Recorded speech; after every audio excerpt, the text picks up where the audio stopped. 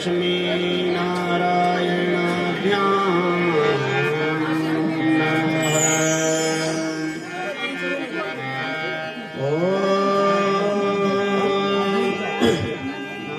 वाणी हिरण्यगर्भाभ्यां नमः।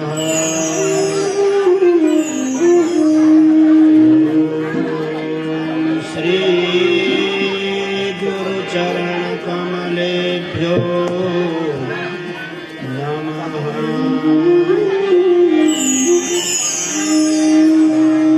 लम्बोदरं परमसुन्दरमेकदन्तं पीताम्बरं त्रिनयनं परमं पवित्रम् पूज्य दिवाकरनिभो ज्वलकान्तिकान्तं विघ्नेश्वरं सकलविघ्नहरं नमामि। या विद्या शिवकेशवादिजननी या वै जगन्मोहिनी या पञ्चप्रणवादुरेफनलिनी या चित्कला मालिनी या ब्रह्मादिपिपीलिकान्तितनसो प्रोक्ता जगत साक्षिणी सा पायात् परदेवता भगवती महाराजराजेश्वरी।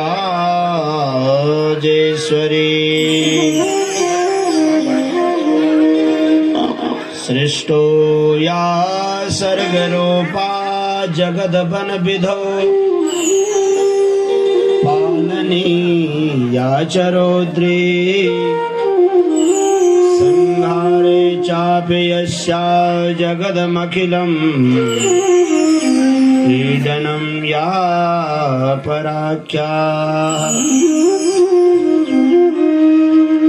पश्यन्ति मध्यमातौ तदनु भगवती वैखरी वर्णरूपा सा स्मद्वाचां प्रसन्ना विधिहरिगिरिशा राधिकालङ्करोतु। नमामि गंगे तव पादपङ्कजम् सुरासुरैर्वन्दितदिव्यरूपम् भुक्तिं च मुक्तिं च ददासि नित्यम् भावानुसारेण सदा नराणाम् मनोजवं मारुततुल्यवेगम् जितेन्द्रियं बुद्धिमतां वरिष्ठम् वातात्मजं वानरयोथमुख्यम्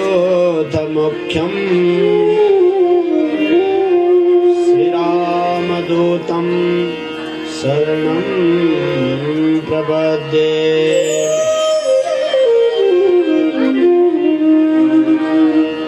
ध्यानमूलं गुरुमूर्ति पूजामूलं गुरुपदम् मन्त्रमूलं गुरोर्वाक्यं मोक्षमूलं गुरुकृपा। हनुमत आय विराजिय कथा होत इतिहास तुम पायक रघुनाथ के हम चरणन के दास। भक्ति भक्त भगवंत गुरु चतुर नाम बपु एक। इनके पद वंदन किए नासत विघ्न अनेक। बोलिए जगदम्बा मैया की, देवी भागवत महापुराण की, आवाहित देव वर्ग की, इष्ट नागराज भगवान की, जाखेश्वर भगवान की, दुर्गा मैया की, नरसिंह भगवान की, हनुमान जी महाराज की, गंगा मैया की, यमुना मैया की, केदारनाथ भगवान की, बद्रिविशाल भगवान की, श्री काशी विश्वनाथ भगवान की। ओम नमः पार्वती पतये हर हर महादेव। गाइए गणपति वंदन, गाइए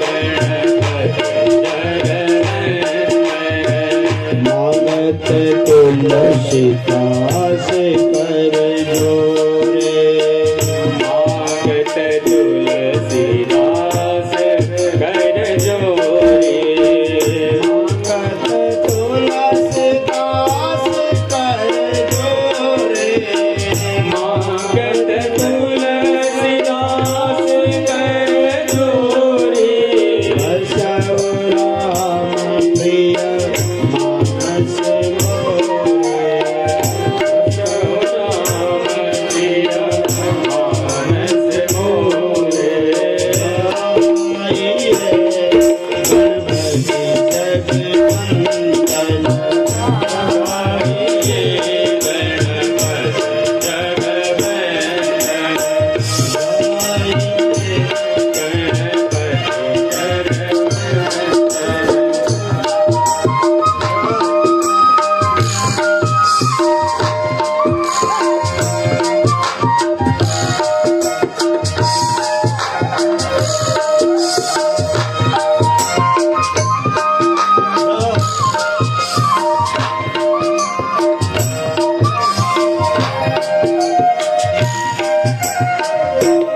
राधे राधे गोविंद गोविंद राधे जय राधे राधे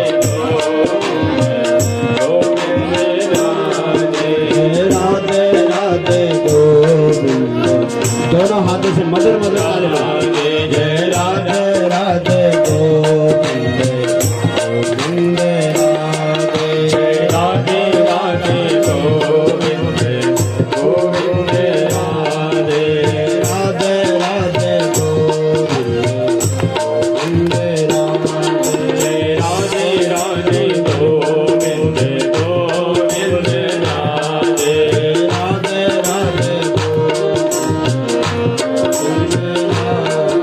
राधे राधे गोविंद गोविंद राधे गोविंद राधे बोलो गोपाल राधे गोविंद राधे बोलो गोपाल राधे गोविंद राधे बोलो गोपाल राधे गोविंद राधे बोलो गोपाल राधे गोविंद राधे बोलो राधे गोविंद राधे बोलो गोपाल राधे राधे राधे गोविंद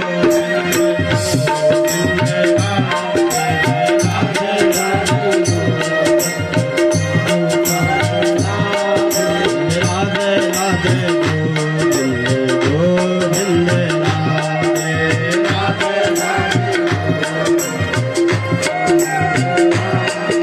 वृंदावन में बरसाने में राधे राधे नंदगांव में राधे राधे कुंजगलन में राधे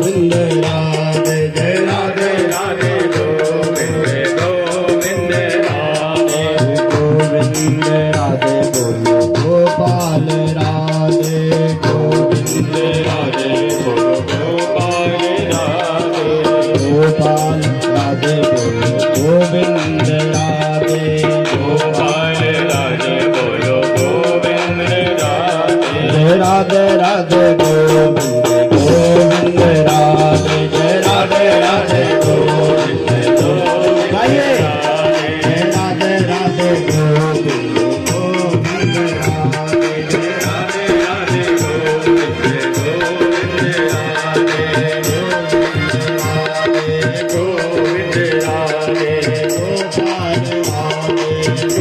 राधे गोपाल राधे गोविंद राधे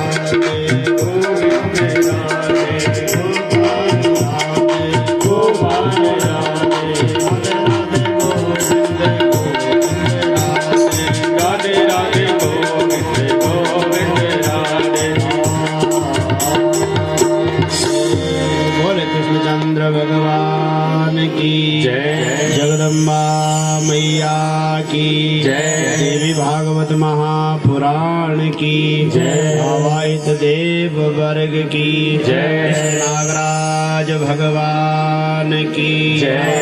गंगा मैया की जय। सत्य सनातन धर्म की जय। ओम नमः पार्वती पतये हर हर महादेव।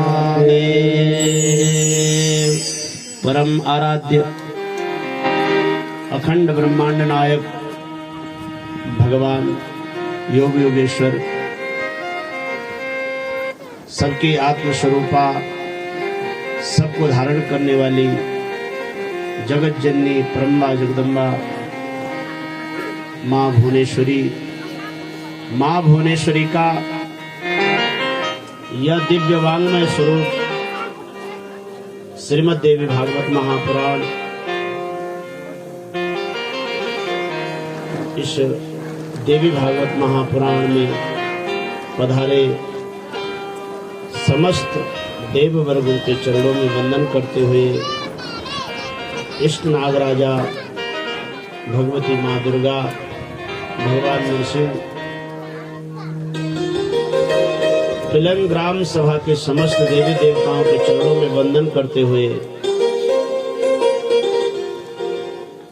इस यज्ञ के आचार्य पद पर विराजमान वंदनीय आचार्य चरण पूज्य वेदस्वरूप ब्राह्मण देवता यहाँ पर इस कथा मंडप पर विराजमान पूज्यपाद संत चरण आपके श्री चरणों में वंदन करते हुए इस ग्राम सभा के समस्त आबाल वृद्ध नर नारी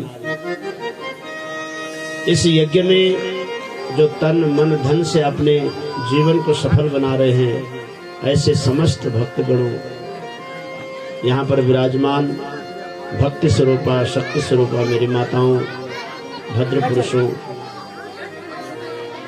हम सब का सौभाग्य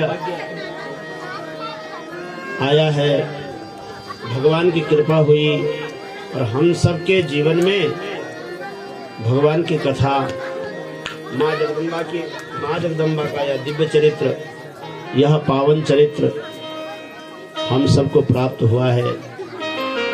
हम सब सौभाग्यशाली हैं। शास्त्र कहते हैं कि जब हमारे जन्म जन्मांतरों के पुण्य उदय होते हैं तब हम भगवत कथाओं में हमारा मन लगता है, हम कथाओं में जाते हैं और अगर सत्संग मिल जाए तो सत्संग का प्रभाव शास्त्र कहते हैं जाड्यम धियो हरति सिंचति वाचि सत्यम मानोन्नति दिशति पापम पाकरोति चेत प्रसादयति दीक्षुतनोति कीर्ति सत्संगम लभते किम न करोति पुंसः। जाड्यम धियो, ध्यान से सुनिएगा। आप सत्संग में आए, आप बड़भागी है, आपने अपना समय दिया है। अब दत्त चित्त होकर के भगवान भगवती के इन चरित्रों को अपने जीवन में धारण करें बहुत शांति भाव से, क्योंकि भगवती का एक स्वरूप है, या देवी सर्वभूतेषु शांति रूपेण संस्थिता। जीव परम आनंद को तभी प्राप्त होता है जब वो शांत स्वरूप में आता है। ऐसी माँ भगवती हम सबको, हमारे चित्त को शांति प्रदान करे। तो शांति चित्त को कब मिलती है? जब वह भगवान के चरणों में मन लगाता है। इसलिए आइए, जाड्यम धियो, धिया बुद्धि, बुद्धि की जड़ता को हरने वाला कौन है? सत्संग है। कल की कथा में हमने आपको बताया,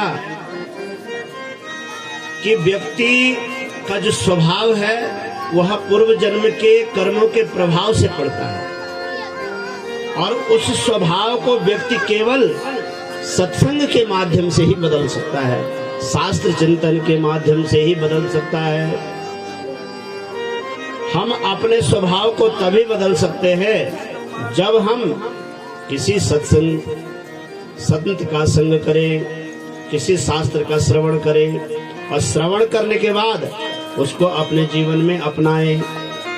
केवल श्रवण मात्र से नहीं, शास्त्र कहते हैं कि जो आप सुनते हैं उसको, जितना आपने सुना उसका बोधन भी करो अपने जीवन में। और जब आपको उसका बोध हो जाए जो आपने सुनी, शास्त्रों ने कहा कि सत्य के समान कोई पुण्य नहीं है और झूठ के समान कोई पाप नहीं है। ये आपने केवल सुना, सुनने के बाद इसको मानना है।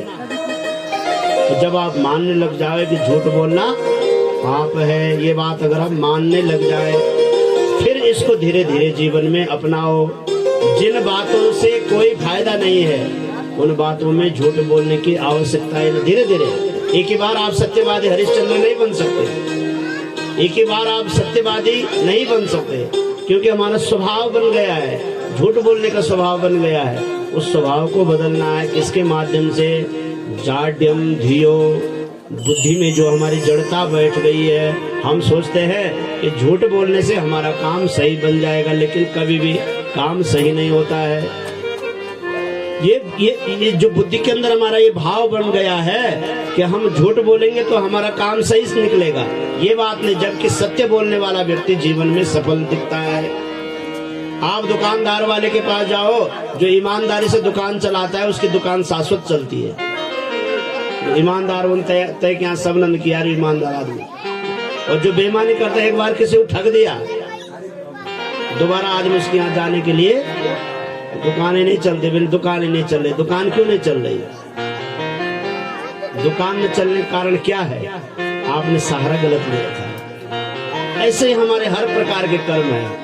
कर्म में अगर हमारी सत्यता आ जाए, हमारे कर्म में अगर सत्यता आ जाए, तो हमारा प्रत्येक कर्म जो है हमें सफलता को देने वाला है। लेकिन हम क्षणिक सुख के कारण, क्षणिक कार्यों के कारण हम जो है अपने मूल लक्ष्य से भटक जाते हैं। तो ये चीज कहाँ मिलेगा? स्वभाव कहाँ बदलेगा? शास्त्र क्या कह रहे हैं? हमारा स्वभाव सत्संग में बदलेगा। जाड्यम धियो हरति। सत्संग क्या हरता है? जो हमारे मन में बैठी हुई बात है, कि उस बातों को हर करके उसमें वह सही बात भरेगा। सत्य क्या है? जाड्यम धियो हरति सिंचति वाच सत्यम। और आपकी वाणी देखो, सत्संग करने वाला व्यक्ति अगर झूठ बोल रहा है तो समाज का बहुत बड़ा नुकसान कर रहा है। कैसे? आपको समझा रहे हैं। आप अगर भक्ति करते हैं, भगवान की पूजा पाठ करते, भगवान को मानते हैं, अगर आप गलत काम करेंगे तो आपको देखे दूसरा आदमी बोलेगा, अरे ये तो भगत और ये तो उठपटा कर लगे, गलत काम कर रहा है। आपको देख करके 4 आदमी नास्तिक बन जाएंगे। इसलिए हम कहते हैं, जो भक्ति मार्ग में चलने वाला है, जो ज्ञान मार्ग में चलने वाला है, जो अपने को भगवान का भक्त कहता है ना, उसे बहुत सावधानी की आवश्यकता है। मेरी बात समझ रहे हैं आप कि नहीं समझ रहे? देखो, मैं आपका यहाँ पर व्यास रूप में आपने मुझे बैठा रखा है। अब मेरी जिम्मेदारी बहुत ज्यादा बन गई है। हम हर जगह खा नहीं सकते, हर जगह हम बैठ नहीं सकते, हर जगह हम क्यों? अगर हम ऐसा करने लग जाएंगे तो आप ही बोलेंगे अरे देखो इतने बड़े ज्ञानी व्यक्ति भी, इतने बड़े जो है वक्ता व्यक्ति भी जो ऐसे ही कर रहे हैं। तो हमको देख करके समाज में व्यक्ति यदि यदि आचरती श्रेष्ठ, अगर आप श्रेष्ठ है, समाज में आप श्रेष्ठ स्थान है आपका, तो यदि यदि आचरती श्रेष्ठ तद देवे तरो जना। बस यही बात मैं आपको समझाने के लिए इतनी भूमिका बना रहा हूँ कि आप अपने परिवार के, अपने पुत्रों के आप श्रेष्ठ है, आप अपने पुत्रों के आदर्श हो। अपने पुत्रों के सामने ऐसा काम न करो जो आपको देख करके बिगड़ जाए। ध्यान रखो, अगर मैं तो हम निवेदन करते हैं कथाओं के माध्यम से कि अगर हमारे संतान कहीं बिगड़ी है तो कहीं ना कहीं हमारा पुण्य कम रहा, कहीं ना कहीं हमारा संस्कार कम रहा। हमने उनके सामने वो काम किए जो नहीं करने चाहिए थे। क्यों? अगर आप घर में कोई ऐसी चीज खाते हैं जो नहीं खानी चाहिए समाज के सामने, पिता को पुत्र अपना आदर्श मानता है, पिता को क्या मानता है? पुत्र अपना आदर्श मानता है। तो वो भी सोचता है कि पिताजी इस चीज को खाते होंगे, कोई ना कोई इसमें विशेषता है। छोटा बच्चा है और वो भी प्रथम प्रयास करेगा, जब उसे मौका मिलेगा तो वो चीज खाने का वो भी प्रयास करेगा। तो मेरे पिताजी भाई पीते हैं, अगर पिताजी तो वो देखता है पिताजी का, वो सोचता है वो पिताजी पीते हैं तो इसका मतलब इसमें कोई विशेष है, और वो भी प्रयास करेगा, उसे जहां मौका मिलेगा वो भी पीने लग जाएगा। कमी कहां से जा रही है? जड़ता हमारी बुद्धि में बैठी हुई है। हम देखो, हम चाहते हैं हमारा पुत्र आदर्शवान हो, गुणवान हो, विद्वान हो और समाज में प्रतिष्ठित हो, लेकिन हम कहाँ हैं? पहले एक ध्यान दो। अगर आप अपने पुत्र को 5 बजे उठाना चाहते हो तो आप 4 बजे उठो पहले। यानी कि आप बिछोने भीतर पड़े और बच्चे उठा ला पड़ा, ऐसे में नहीं चलेगा काम। अगर आपको संतान को श्रेष्ठ बनाना है तो आपको पुण्य करना पड़ेगा। शास्त्र कहते हैं सुशीलो मातृपुण्येन, सुशीलो मातृपुण्येन पितृपुण्येन चातुरः, औदार्यं वंशपुण्येन आत्मपुण्येन भाग्यवान। सुशीलो मातृपुण्येन, अगर किसी का पुत्र संसार में सुशील दिख रहा है, बहुत सुंदर है, सबके साथ मधुर व्यवहार करता है, सबका सम्मान करता है, सबको अपना आदर्श मानता है, सुशील। सुशील का मतलब सुंदर गुणों वाला। अगर किसी का पुत्र है तो उसे जो है माँ का पुण्य मिला है। सुशीलो मातृपुण्येन, समझे क्या बात? माँ को पुण्य करेंगे, माँ के पुण्य से अगर पुत्र को पुण्य मिला तो वह पुत्र क्या बनेगा? सुशील बनेगा, सुंदर बनेगा। आपका पुण्य मिला उसे, आपका पुत्र सुशील बनेगा। पितृपुण्येन चातुरः, पिता के पुण्य से, अगर पिता का पुण्य पुत्र को मिला तो पिता के पुण्य से पुत्र क्या बनता है? चतुर बनता है। और चतुर का मतलब क्या है? चतुरः कार्य सिद्ध्यर्थम समाजे श्रेष्ठ पदम आपनुवन्ति ही। चतुर वह है जो समाज में श्रेष्ठ पद प्राप्त कर रहा है। हम तो अपने पुत्र को मानेंगे, ये बड़ी बात नहीं है। अगर हमारे पुत्र को 10 लोग मानने लग जाए, वह पुत्र चतुर है। सुशीलो मातृपुण्येन पितृपुण्येन चातुरः, औदार्यं वंशपुण्येन।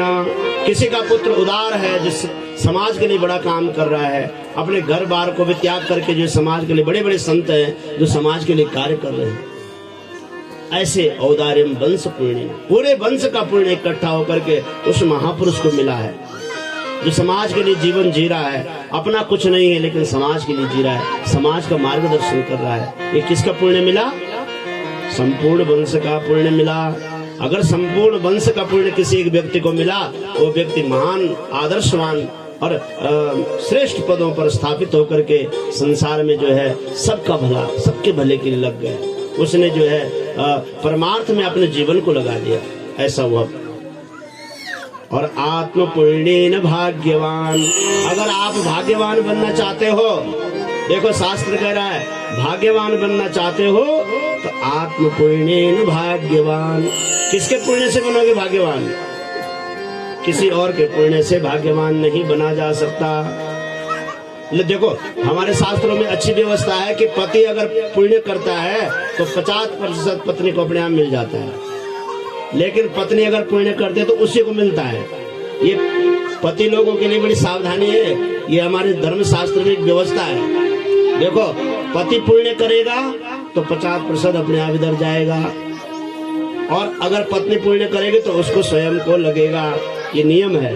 लेकिन अगर वह व्यवस्था करता है तो व्यवस्था के रूप में उसे उसका अंश मिलेगा, लेकिन शास्त्रों की ये व्यवस्था है, इसलिए पुण्य दोनों को करना है। ये नहीं कि मेरे बेट मार व्रत करो मैं जो, ये ध्यान रखना, इस भ्रम में मत रहना आप कि मेरे धर्म पत्नी व्रत कर रहे हो, मैं जो कुछ भी कर लूं मुझे पुण्य मिल जाएगा। शास्त्रों में ऐसी व्यवस्था नहीं है। अगर विश्वास नहीं होगा तो विद्वानों से चर्चा कर लीजिएगा इस विषय में कि व्यास जी ने कहा कि पत्नी जो पुण्य करेगा उसी का होता है, और पति जो पुण्य करेगा वो, क्योंकि अर्धांगिनी है आपके साथ, उसने अपना घर बार त्याग के आपके पीछे लगी है, सब कुछ छोड़ करके। उसने तो उसी समय आपके साथ संबंध हो, जिस समय उसने इतना बड़ा त्याग कर दिया, सब कुछ त्यागा। बोले बिना त्याग से अमृत तत्व की प्राप्ति होती नहीं, उसने तो सब कुछ त्यागा, पिता त्यागा, माँ त्यागी, भाई त्यागे, सब कुछ त्यागे, तो केवल आपको एक अपना आदर्श माना। फिर आप जो है कितने स्थिति में जो है उसको जो है वह स्थान दे रहे हैं। तो इसलिए आत्म पुण्येन भाग्यवान, अगर आप भाग्यवान बनना चाहते हो तो पुण्य जरूर करो, और पुण्य करने का जो है यही एक उपाय है। सत्संग में बैठो, भगवान की कथा सुनो, और कोशिश करो गलत कर्मों से बचो। धीरे धीरे अभ्यास बनाओ, बिना अभ्यास से कुछ नहीं होता। हमें अभ्यास ही श्रेष्ठ पदों में ले जाता है। तो जाड्यम धियो हरति सिंचति वाचि सत्यम, मानोन्नति दिशति पापम पाकरोति। मानोन्नति ही जाड्यम धिया हरति सिंचति वाच सत्यम। पहले काम सत्संग ने किया, आपकी बुद्धि की जड़ता को हरा, और दूसरे काम किया आपकी वाणी में सत्यता। जो आपका जीवन रूपी वृक्ष है, उस वृक्ष को सिंचने वाला सत्य रूपी जल है। उस वृक्ष को, उसकी कीर्ति फैलाने वाला कौन है? सिंचति वाच सत्यम। आपकी वाणी में सत्यता आ जाए। आप कोशिश करो अनायास, बिना कारण के झूठ न बोलो। मानो नति दिशति पापम पाकरोति। तब क्या होगा? सत्संग के माध्यम ने अपने वाणी में सत्यता डाले, उस सत्यता के कारण आपके समाज में जो है मान होने लग जाएगा। दिशति पाप, और आपके जो बुद्धि में जो पाप की वृत्ति बैठी हुई है, देखो हमारा स्वभाव है, आदमी गुस्सा किस पे करता है? आपने अनुभव किया होगा, जो अपने से कमजोर रहता है उसी पे गुस्सा आता है, जो अपने से बलिष्ठ है उस पर गुस्सा नहीं आता है। ध्यान रखना आप। अगर बड़ा आदमी गलती करे तो आदमी को फिर संभलना पड़ता है, वो छोटा गलती करता है पट से पटाखा मर जाता है, तुरंत एक हाथ उठ जाता है। क्यों? ये स्वभाव है हमारा। जबकि शास्त्र कहता है कि क्षमा गुण को चाहिए। छोटन, अगर तुम बड़े हो तो क्षमा गुण आपके अंदर होना चाहिए। तो बोले मानो नति दिशति पाप अपा करोति। पाप से आपको पुण्य की ओर ले जाएगा। कौन ले जाता है? सत्संग ले जाता है। सत्संग के माध्यम से चेत प्रसादयति दीक्षितनोति कृति। आपका चित्त चेत प्रसादयति, आपके चित्त में वह प्रसाद में प्रसन्नता भरता है। तनोति कीर्तिम सत्संग कथय किम न करोति पुंसा। हे महापुरुषों, हे दिव्यात्माओं, इसे सत्संग को करके, इस सत्संग के सद्गुणों को अपने जीवन में धारण करिए। इससे आपका जीवन मंगलमय होगा, आनंदमय होगा। इससे आपकी कीर्ति जो है समाज में बहुत विस्तृत फैलेगी। बोले कृष्णचंद्र भगवान की। जिसने जीवन में किया सत्संग है, जिसने जीवन में किया सत्संग है,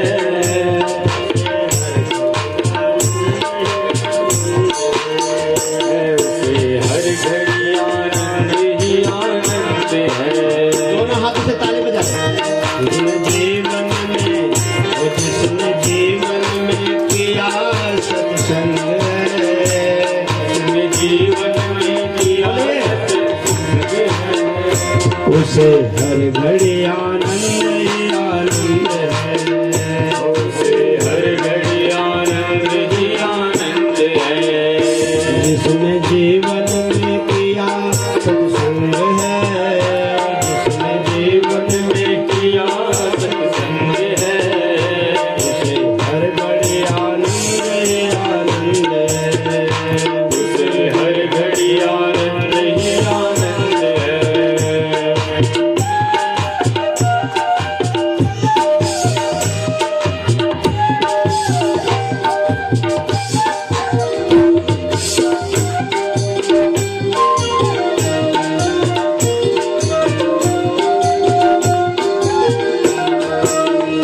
जिसने जीवन में किया सत्संग है। आप लोग बोल रहे सत्संग है, उसे हर घड़ी आनंद ही आनंद है, उसे हर घड़ी आनंद ही आनंद है।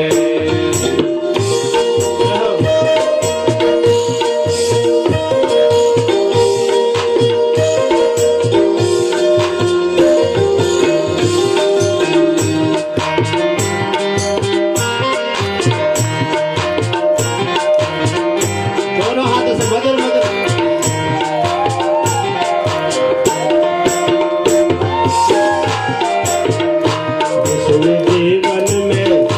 जिसने जीवन में किया सत्संग है, किया सत्संग है, उसे हर घड़ी आनंद ही आनंद है। थोड़ा हाथ उठा करके तुमसे मेरा कबेरा ने पाया, तुमसे मेरा कबेरा निभाया, सूरदास ने दर्शन को पाया, सूरदास ने दर्शन को पाया। जिसके हृदय में राम नाम बंद है, जिसके हृदय में राम नाम बंद है, उसे हर घड़ी आनंद ही आनंद है, उसे हर घड़ी आनंद ही आनंद है। जिसने जीवन में किया सत्संग है, जिसने जीवन में किया सत्संग है, उसे हर घड़ी आनंद ही आनंद है, उसे हर घड़ी आनंद ही आनंद है।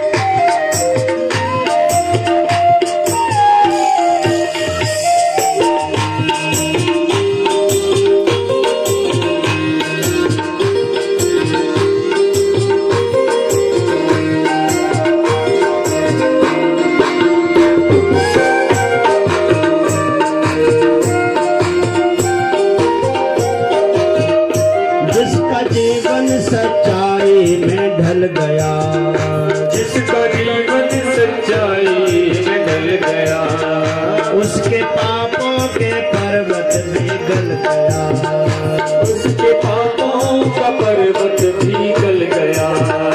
रोम रोम में बसे गोविंद है, बसे गोविंद है, हर घड़ी आनंद ही आनंद,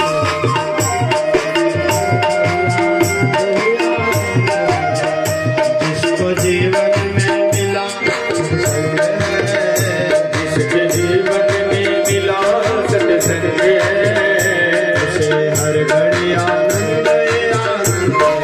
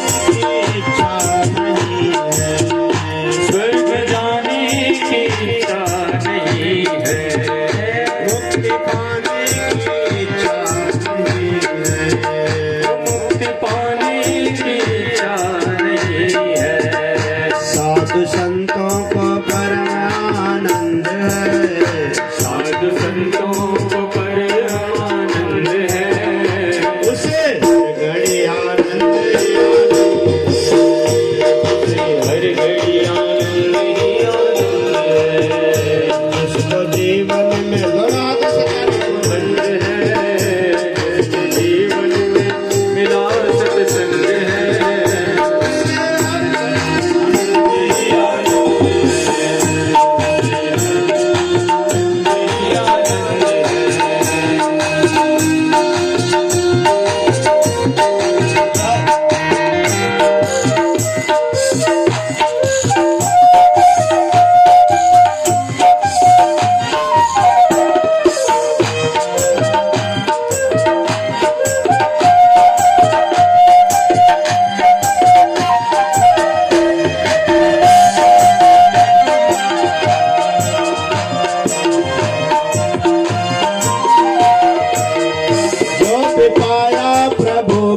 कृपा से, जो भी पाया प्रभु की कृपा से, जो भी चलता है माँ की कृपा से, जो भी चलता है माँ की कृपा से, अपना अधिकार माने तो मंद है, अपना अधिकार मांगे तो तुम है, उसे हर घड़ी आनंद है, उसे हर घड़ी आनंद ही आनंद है। जिसने जीवन में किया सत्संग है, जिसने जीवन में किया सत्संग है, उसे हर घड़ी आनंद उसे हर घड़ी आनंद ही आनंद है।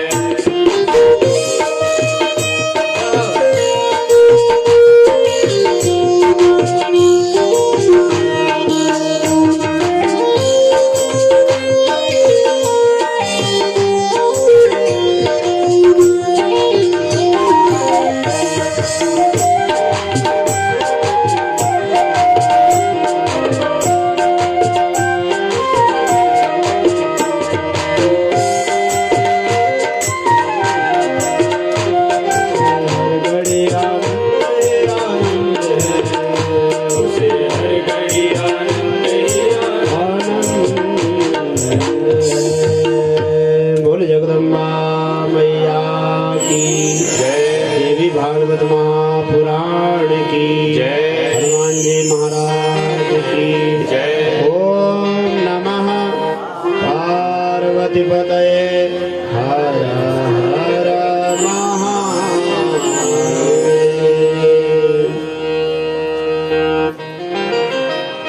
श्रीमद् देवी भागवत महापुराण के इस पंचम सोपान में जो हमारी कथा कल विश्राम ली थी, कथा ने नागवंश की कथा थी। नागों की उत्पत्ति कैसे हुई, भगवान नाग हमारे सबके रक्षक कैसे हुए, प्रधान जो वासुकी नाग है, भगवान वासुकी नाग ने जरत्कारो ऋषि से अपनी बहन जरत्कारो का विवाह किया। यहीं पर कथा ने विश्राम लिया। जरत्कारो मुनि, देखो मुनि का नाम भी जरत्कारो है, वो धर्मपत्नी का नाम भी जरत्कारो है। विवाह हुआ, मुनि ने शर्त लगाई कि मेरी एक शर्त है, एक संधि के माध्यम से मैं विवाह कर रहा हूं कि जिस दिन मेरी अवज्ञा होगी किसी भी कारण से, मैं गृहस्थ आश्रम छोड़ करके जंगल में चले जाऊंगा। देखो ऐसे वैसे शर्त में शादी नहीं होनी चाहिए। शर्त लगा के जो शादी होती है वो बड़ी कठिन है कि निभ जाए। उसमें तो बहाना सोचते हैं कि कब बहाना मिले अलग होने का। शादी तो कहते हैं हमारे शास्त्रों में, विवाह जो संस्कार है वो दो आत्माओं का मिलन का संस्कार है।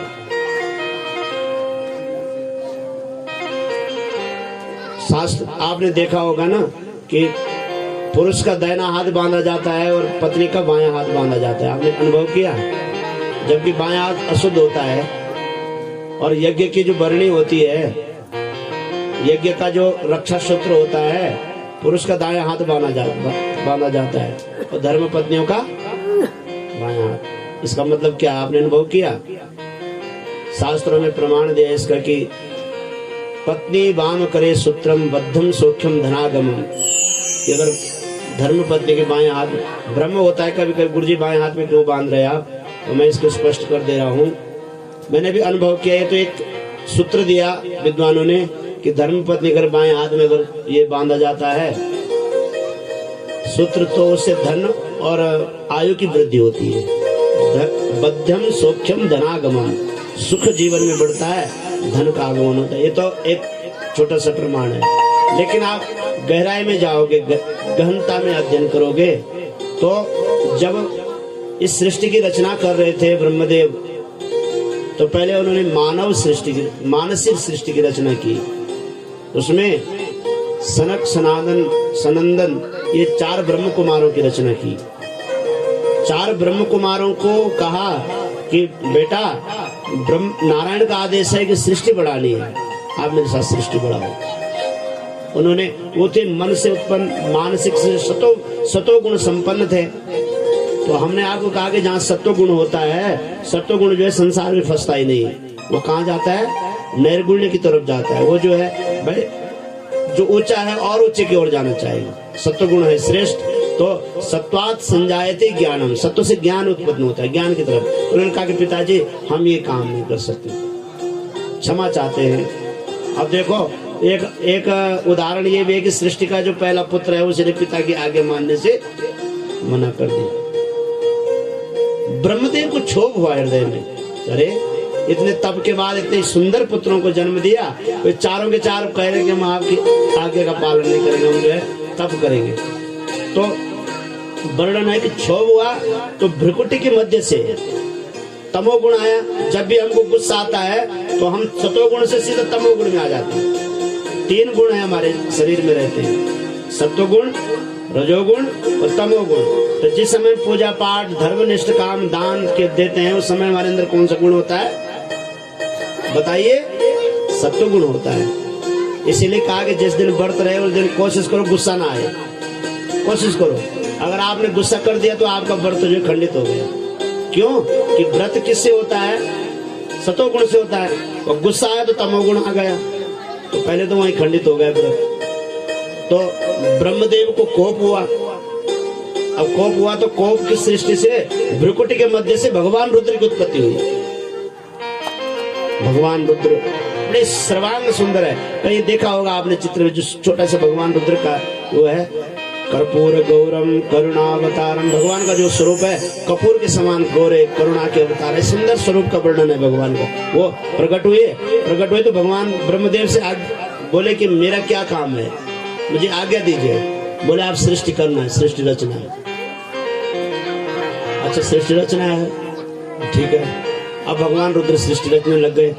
अब भगवान रुद्र अपनी तरह सृष्टि रचने लग गए। जैसे कुछ सुंदर थे, कुछ बेढंग थे। कौ मुखहीन विपुल मुख काऊ, कोई मुखहीन थे, कई बहुत मुख वाले थे।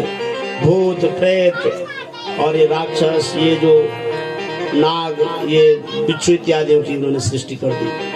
अब वो सब ब्रह्मा जी की तरफ दौड़ने लग गए। ब्रह्मा जी ने कहा कि भाई रुद्र, आपकी सृष्टि ठीक नहीं, आप शांत हो जाइए। आप अपनी सृष्टि लेकर के हिमालय पर्वत पर तप करने के लिए चले जाए। भगवान शिव तो इधर हिमालय की ओर आए। उसके बाद भगवान का ध्यान किया उन्होंने। ब्रह्मा जी ने पुनः ध्यान किया। ध्यान में आया तो 10 ऋषियों की उत्पत्ति हुई। नारद आदि 10 ऋषि है, जो उसमें 7 ऋषि भी आते हैं, उनकी उत्पत्ति हुई। कश्यप आदि। उसके बाद भी सृष्टि ठीक से नहीं चल रही थी, तो ब्रह्मा जी ने अपने दाहिने अंग से पुरुष की उत्पत्ति की, जिनका नाम है मनु, और वाम अंग से स्त्री की उत्पत्ति की, जिसका नाम है सतरूपा।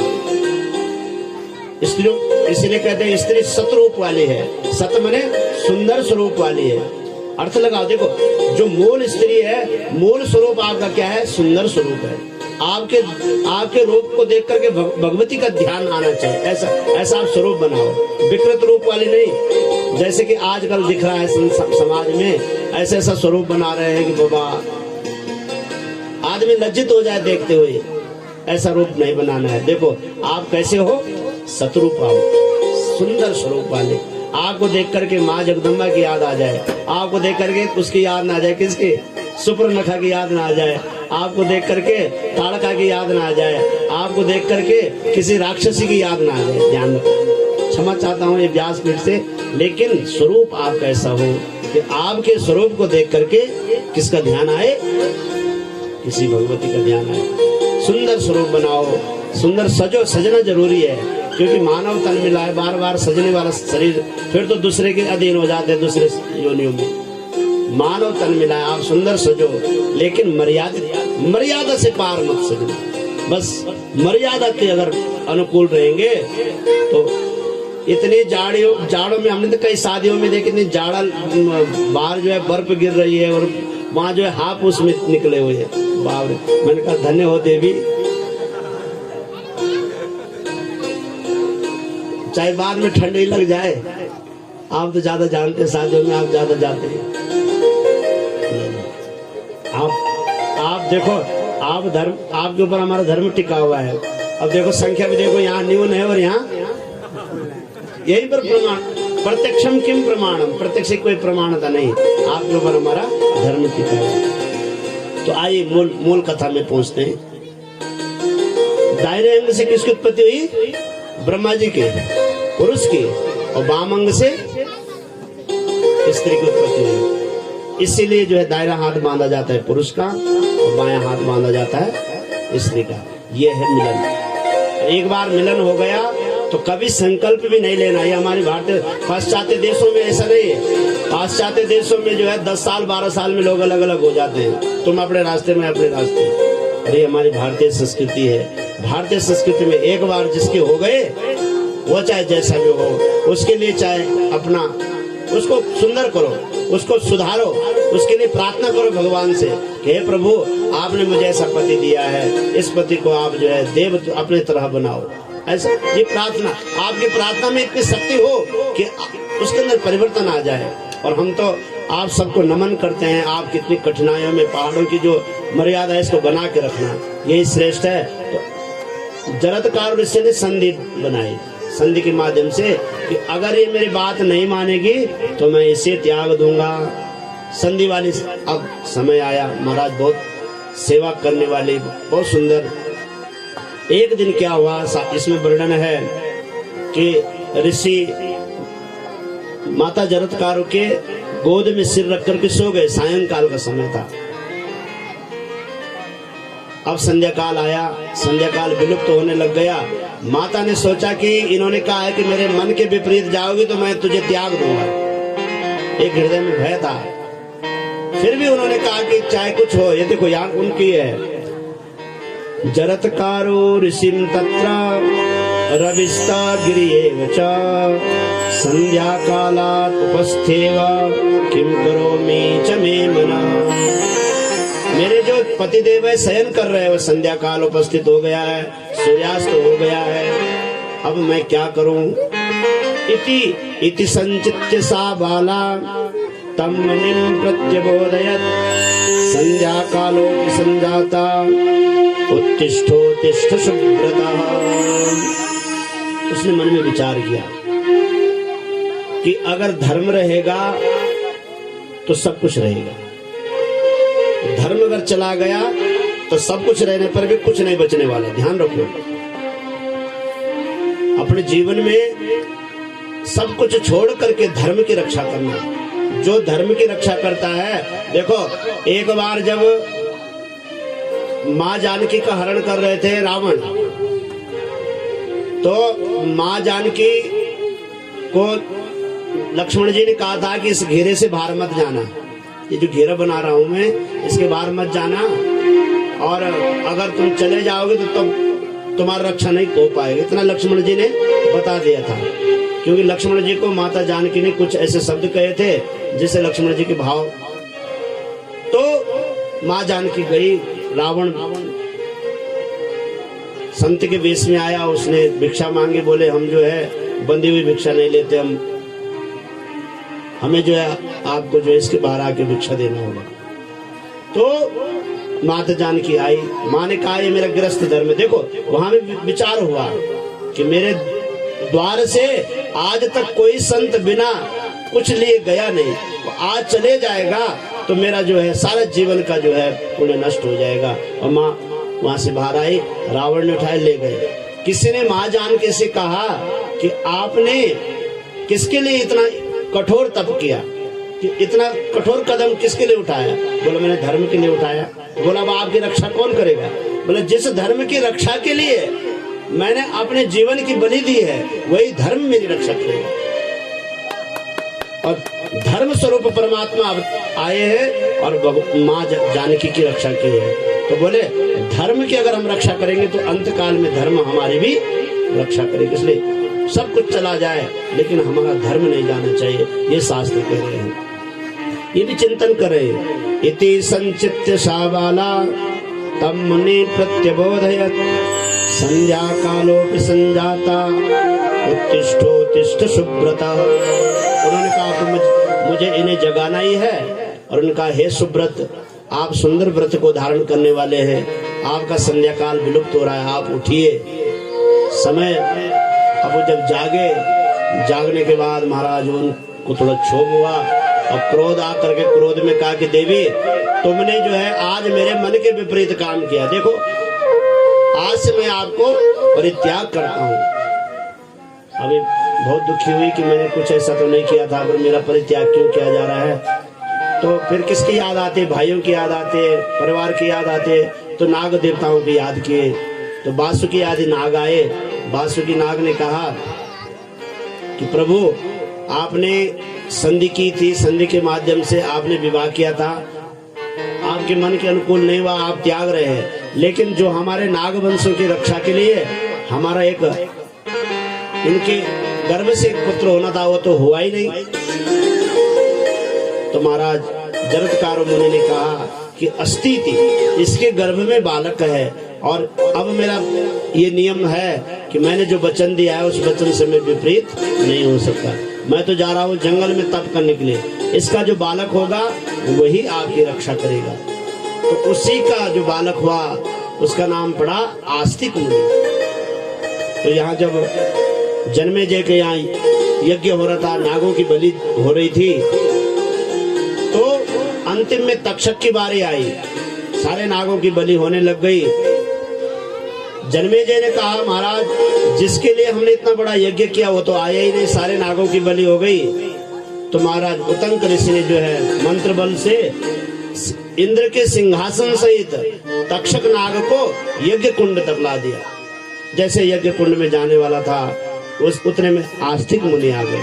तो आस्तिक मुनि ने स्तंभित कर दिया, उसको रोक दिया। बोला हे राजन तुम नागों की बलि क्यों दे रहे हो? जानते हो ये नाग जो है सृष्टि के रक्षक है। अगर तुम नागों की बलि दोगे सृष्टि नहीं रह पाएगी।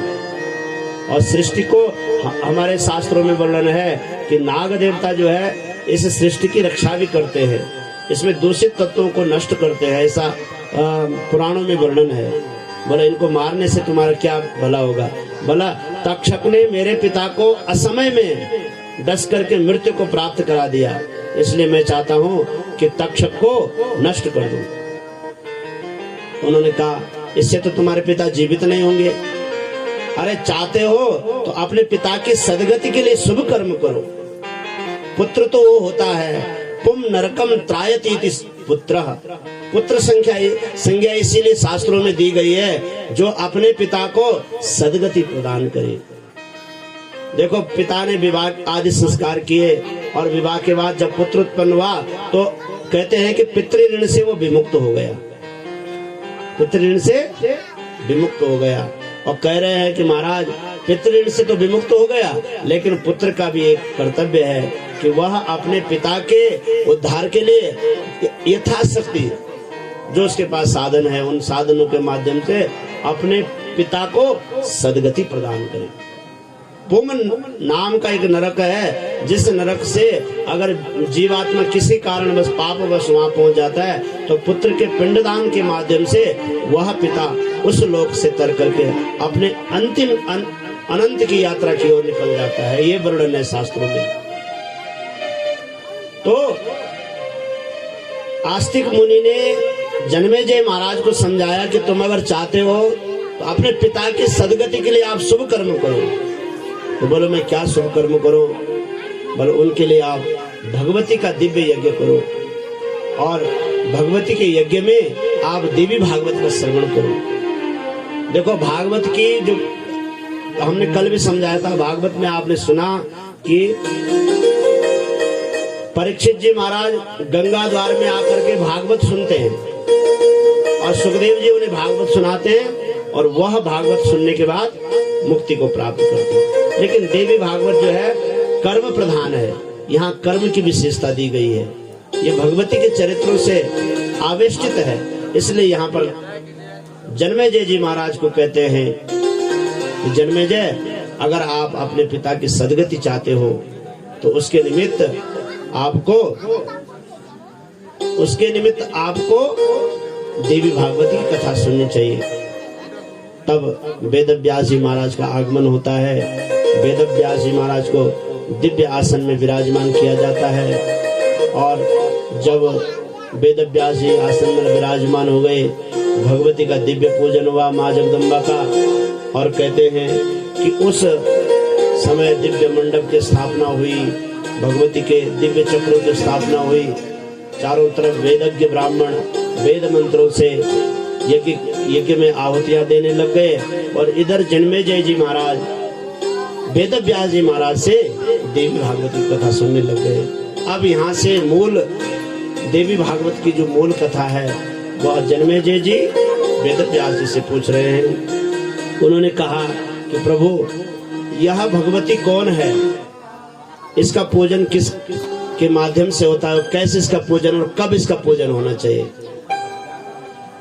तो बोला जो इस सृष्टि की मूल प्रकृति है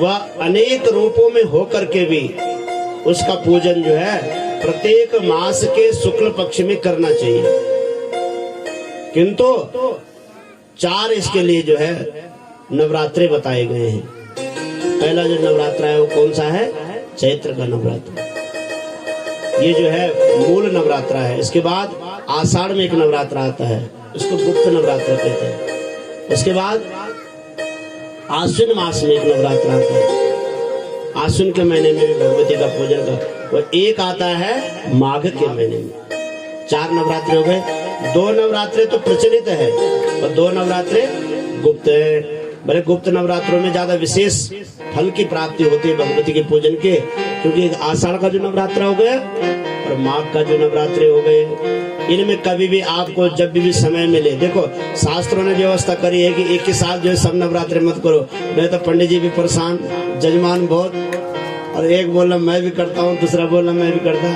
अब पंडित जी तो चाहते हैं, भाई हर आदमी चाहता है कि जहाँ पर अच्छा सेवा हो, जहाँ पर अच्छा भाव हो, वहाँ पर उसको संकट में न डाल करके, इसलिए साल भर में 4 नवरात्रि है। जब भी आपका मन हो 4 नवरात्रों में किसी एक नवरात्रि को करो। पहला कौन सा नवरात्रा है, चैत्र का नवरात्रा।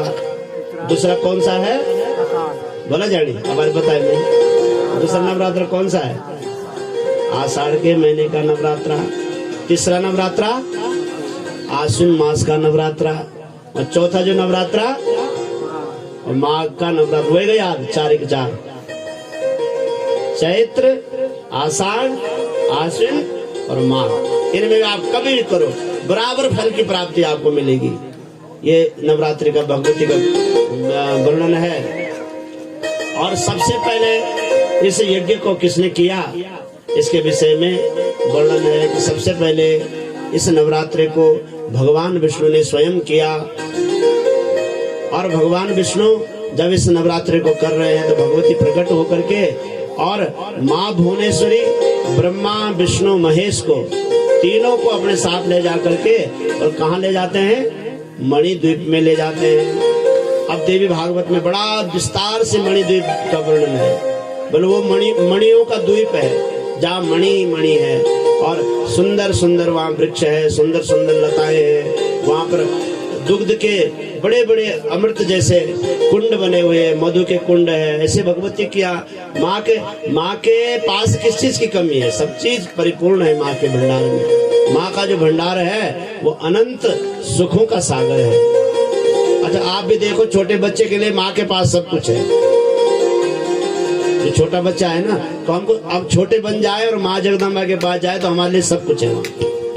अब बड़े बच्चे के लिए नहीं है माँ के पास को। जब बड़ा बच्चा बड़ा हो गया तो माँ का आदर ही करना फिर छोड़ देता है। लेकिन अगर उसके अंदर वात्सल्य है, उसके अंदर कृतज्ञता है। कोई देखो समाज में दो प्रकार के लोग होते हैं, एक कृतज्ञ होते हैं, एक कृतज्ञ होते हैं। अगर कृतज्ञ है तो वो है ना, दो पंक्तियों में है वो, जिस माँ ने हमको जन्म दिया दिल उसका दुखाना ना चाहिए। जिस माँ ने हमको जन्म दिया दिल उसका दुखाना ना चाहिए। जिस पिता ने हमको पाला है उसका दुखाना ना चाहिए। जिस पिता ने हमको पाला है दिल उसका दुखाना ना चाहिए। जिस भजन में राम का नाम न हो उस भजन को गाना ना चाहिए। जिस भजन में राम का नाम न हो उस भजन को गाना ना चाहिए। जिस माँ ने हमको जन्म दिया दिल उसका दुखाना ना चाहिए। जिस माँ ने हमको जन्म दिया दिल उसका दुखाना ना चाहिए। आगे क्या बोल रहे हैं? चाहे बेटी कितनी प्यारी हो घर घर में घुमाना ना चाहिए। चाहे कितनी प्यारी हो घर घर में घुमाना ना चाहिए। चाहे बेटा कितना प्यारा हो उसे सिर पे चढ़ाना ना चाहिए। चाहे बेटा कितना प्यारा हो उसे घर पे चढ़ाना ना चाहिए। जब सुधारने की बारी थी तब सुधारे नहीं, अब तो सिर पे चढ़ा दिया, अब कहाँ से सुधरेगा। चाहे बेटा कितना प्यारा हो उसे चढ़ाना ना चाहिए। चाहे बेटा कितना प्यारा हो उसे सर पे चढ़ाना ना चाहिए।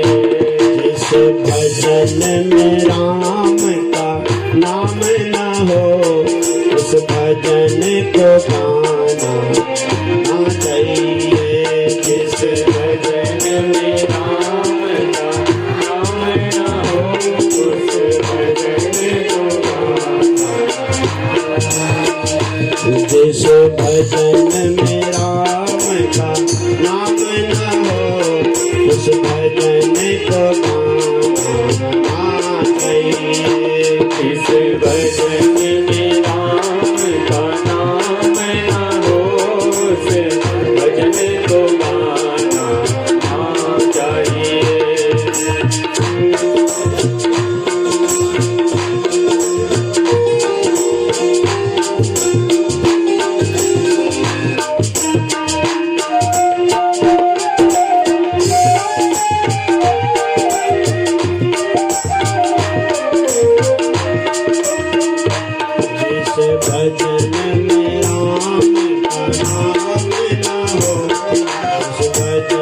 को गाना चाहिए। इस भजन में राम का नाम न हो उस भजन को गाना ना चाहिए।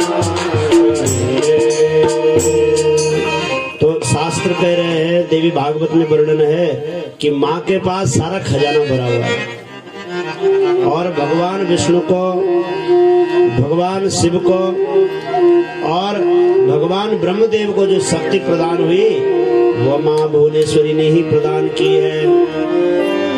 शास्त्र कह रहे हैं भगवती के स्वरूप का वर्णन है। चंचन मौक्तिक हेम मंडनयुता माता तिरकांबरा तन्वंगी नयनत्रयातिरुचिरा बालार्कवद भासुरा या दिव्यांकुशपाशभूषितकरा देवी सदा भीतिहा चित्तस्था भुवनेश्वरी भवतु नः श्रेयं सर्वदा। हे माता भुवनेश्वरी, जैसे आपने ब्रह्मा विष्णु महेश आदि देवताओं को अनंत शक्तियां प्रदान की है, आप अपनी कृपा दृष्टि हम सब भक्तों के ऊपर भी थोड़ा बरसा दीजिए। आपकी कृपा दृष्टि अगर हमारे ऊपर हो जाएगी, हमारा जीवन भी धन्य हो जाएगा, हम भी आनंद में परिपूर्ण हो जाएंगे। इसके बाद देवी भागवत में भगवती के पूजन का विधान है, कैसे पूजन करना चाहिए। नवरात्रि का पूजन जैसे आप करते हैं वही विधि है। कलश स्थापना करो, अखंड दीपक रखो। अखंड दीपक के लिए अगर हो सके तो घी का दीपक लगाओ, घी का नहीं है तो तिल के तेल का दीपक श्रेष्ठ माना गया है। सरसों का जो दीपक लगाते हैं वो तृतीय श्रेणी का है।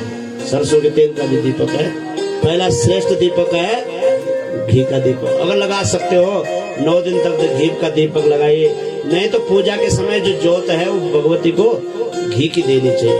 दूसरा बताया सुंदर सुंदर पुष्प।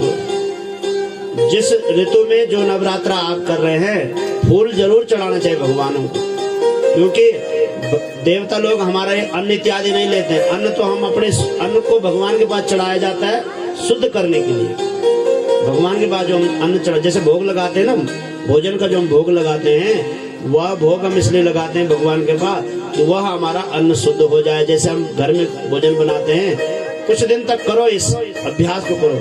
देखो आपके घर में जो है अगर सद्बुद्धि नहीं आएगी सब में, साल भर करके देखो इस नियम को। मैं बार बार बोलता हूँ, जो भी आप भोजन बनाते हैं उस भोजन में से थोड़ा सा निकालो, जो आपके इष्ट है उसके पास ले जा करके थोड़ी देर रखो, जल घुमाओ।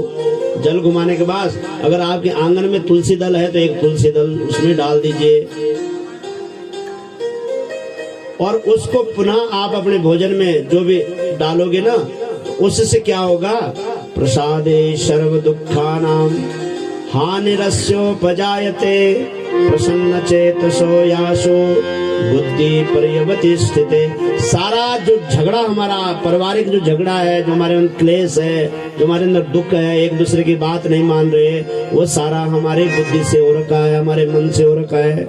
एक दूसरे की बात नहीं सुन रहे हैं। बोला ये कैसे होगा, जब हम भगवान का प्रसाद नित्य लेंगे। प्रसादे सर्व दुखानाम, दुख का कारण कोई और नहीं है। भागवत में एक कथा है कि ब्राह्मण देवता एक कथा है, उसके पास पहले बहुत धन रहता है, बाद में वो निर्धन हो जाता है। जब धन था तो बड़ा अभिमानी था। बहुत विस्तार से कथा है, एकादश स्कंद में कथा है। बाद में क्या हुआ कि सारा धन चला गया, तो जो उसके मित्र वर्ग थे जिनके चक्कर में वो भटकता था, सबसे पहले उन्होंने उसका साथ छोड़ दिया। अब परिवार वालों ने तो छोड़ना ही था, परिवार वाले उसको देखते ही नहीं थे। भाई जब आपके पास धन था, साधन था, तो आपने किसी के प्रति जो अपना भाव रखा ही नहीं। तो बाद में क्या हुआ महाराज कि वो बड़ा दुखी हुआ, और दुखी होकर के उसको वैराग्य उत्पन्न हुआ। और वैराग्य वहां लिखा है, नायम जनों में सुख दुख है तो न देवतात्मा ग्रह कर्म काला मनः परम कारण मामनन्ति संसार चक्रम परिभ्रमयन्ति। न तो मुझे ये संसार वाले दुख दे रहे हैं, नायम जनों में सुख दुख हेतु, कोई किसी का सुख दुख का हेतु नहीं है। ये तो लक्ष्मण जी समझाते हैं किसको, बोले निज कृत कर्म भोग सब भ्राता। हम जो किए हैं उस वही हमें सुख और दुख के रूप में हमारे सामने आ रहा है। नायम जनों में सुख दुख हेतु न देवतात्मा ग्रह कर्म काला न कोई देवता हमें दुख देता है, न ग्रह दुख देता है, न कोई भी हमें दुख देने वाला नहीं, दुख हमें देता है। भागवत की इस पंक्ति के आधार पे बता रहा हूं मैं, भागवत में जो बताया है वो बता रहा हूं आपको। मनः परम कारण मामनन्ति, हमारा जो ये मन है यही मन हमको सुख और दुख दे रहा है। इस मन को अगर परमात्मा के अनुकूल हम बना दे, इस मन में अगर भक्ति जाग जाए, इस मन में अगर उस परम परमात्मा के प्रति पराभक्ति जाग जाए, तब तो समझ लो कि संसार वाले कितना भी आपको दुख देंगे, आपको दुख स्पर्श ही नहीं करेंगे। मनः परम कारण मामनन्ति संसार चक्रम परिभ्रमयेता। बोले इस मन को शुद्ध करने का सबसे बढ़िया उपाय है कि जो भी हम पाते हैं पहले शुद्ध पाओ। जो भी आप भोजन पाते हो शुद्ध भोजन पाओ। उस शुद्ध भोजन में से आप भगवान के लिए कुछ न कुछ अंश निकालो। उससे क्या होगा, आपके अन्न में रहने वाला जो दूषित भाव है वो सब समाप्त हो जाएगा, आपका मन शुद्ध हो जाएगा और शुद्ध मन से आपकी बुद्धि श्रेष्ठ हो जाएगी। उस श्रेष्ठ बुद्धि से आपके मन में प्रेम भाव उत्पन्न हो जाएगी एक दूसरे के प्रति। फिर परिवार में कलह हो ही नहीं सकता है। जिन परिवारों में ये नियम है उन परिवारों में कभी भी कलह नहीं होता है। भगवान को भोग जरूर लगाओ। एक रोटी गाय माता के लिए निकालो, कोशिश करो भोजन के पहले एक रोटी गौ माता, वो भी भगवान को लग गया भोग। अगर आप गौ माता के लिए निकाल लेते हो एक रोटी, तो वो रोटी भी आपके भगवान को भोग लग गया, क्योंकि गौ माता के शरीर में अनंत देवताओं का वास है, ऐसा शास्त्र कह रहे हैं। तो बोले देवताओं की पूजा में भगवती का जब आप पूजन करें, उस पूजन में पुष्प की विशेषता है। पुष्प जरूर चढ़ाइए, क्योंकि देवता जो है पुष्प से प्रसन्न होते हैं। और इसके बाद जैसे हम करते हैं 9 दिवस तक फलाहार के माध्यम से व्रत करो, या एक समय भोजन लो, एक समय व्रत करो। जैसे आजकल आप सब लोग जो है एक समय भोजन ले रहे हैं, एक समय व्रत कर रहे हैं। व्रत करना चाहिए, ऐसा नहीं। देखो व्रत करने से होता क्या है, व्रत करने से हमारे अंदर जो है तप की क्षमता बढ़ती है। सबसे कठिन होता है भूख और प्यास को समन करना। और कल हमने आपको बताया था कि धर्म के 4 चरण हैं, और पहला चरण कौन सा है धर्म का? वो तप है। पहला चरण क्या है धर्म का? तप है। और तप को अगर आपने बढ़ाना है तो उसके लिए क्या करना पड़ेगा? व्रत जरूर करना चाहिए। कई लोग बोलते हैं कि व्रत करने से क्या होता है, मन शुद्ध होना चाहिए। अरे सारे साधन मन को ही शुद्ध करने के लिए है। मन कब शुद्ध होगा? जब आप व्रत करेंगे, क्योंकि व्रत करने से हमें एक क्षमता, हमारे भूख समन करने की क्षमता बढ़ती है, प्यास समन करने की क्षमता बढ़ती है। तो एक समय व्रत रहिए। नवरात्रि में जब आप पाठ करवा रहे हैं एक समय व्रत रहिए। फिर जब आप इस व्रत को पूरा कर रहे हैं तब कन्या पूजन का विधान है कि कन्या पूजन भी इसमें करना चाहिए। और कन्या कैसी होनी चाहिए? देवी भागवत में लिखा है 1 वर्ष से नीचे कन्या नहीं होनी चाहिए, और 10 वर्ष के ऊपर का भी वर्जन है कन्या पूजन के लिए। देखो ये लिखा है 1 वर्षा न कर्तव्या कन्या पूजा विरोन्पा परज्ञातु भोगानां गंधादीनां च बालिका। छोटे बच्चों को भी जबरदस्ती लोग खिलाते हैं। तो देखो ये लिख रहे हैं कि उनको जो है ज्ञान नहीं होता है। तीक्ष्ण, उक्ष्ण, मधुर, कटु, कसाय, इनका उन्हें ज्ञान नहीं होता।